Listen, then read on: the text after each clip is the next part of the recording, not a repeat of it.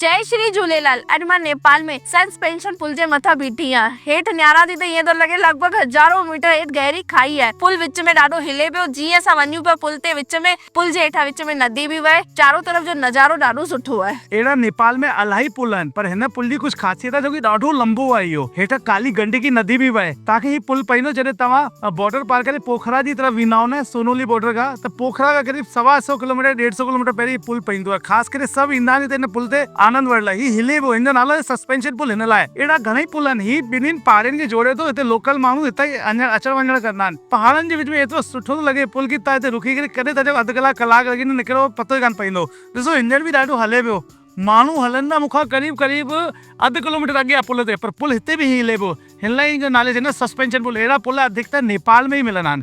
ॿिया बि आहिनि, पर हिन पुल जी ख़ासियत आहे जो कि ॾाढो लंबाई जी आहे। कम लंबाई हूंदी 1 किलोमीटर जी। हुन पहाड़ीअ खे हिन पहाड़ी सां जोड़े पियो। कॾहिं तव्हां पोखरा वञो था नेपाल अची करे, त हीउ पुल ते रुकण ज़रूरु करिजो, आनंद वठिजो हिन पुल जो।